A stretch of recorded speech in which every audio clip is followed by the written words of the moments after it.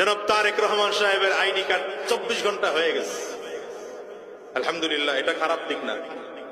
তো আমার কথা হচ্ছে, জনাব তারেক রহমান সাহেবের আইডি কার্ড যদি 24 ঘন্টায় করা যায়, আমারটা 24 ঘন্টা হবে না কেন? আপনারটা 24 ঘন্টা হবে না কেন? কথা বলেন না কেন? এখানে বাধাটা কোথায়? আমরা জন্ম নিছি, দুনিয়া হলো জন্ম নিবন্ধন আর ভোটার আইডি কার্ড আর হলো সার্টিফিকেটের নাম সংশোধন করার জন্য। এটা করতে করতেই তো জীবন পার। ঠিক না বেঠিক বলেন?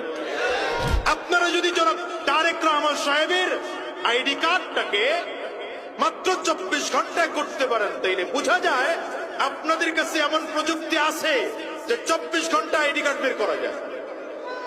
আপনি সাধারণ মানুষকে সার্ভিসটা দিচ্ছেন না কেন? সুদ খাওয়ার জন্য, ঘুষের ব্যবসা করার জন্য। এই কথা বলেন না কেন?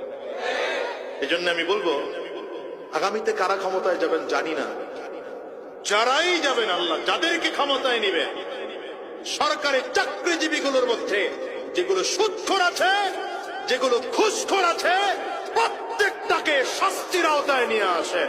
এ বাংলাদেশ অটোমেটিক সুন্দর হয়ে যাবে। আমার দেশে হাজারো মানুষকে আমি দেখেছি শুধুমাত্র আইডি কার্ড ঠিক করার জন্য 100 দিন দৌড়ায়, কাজ হয় না। জন্ম নিবন্ধন ঠিক করার জন্য দৌড়ায়।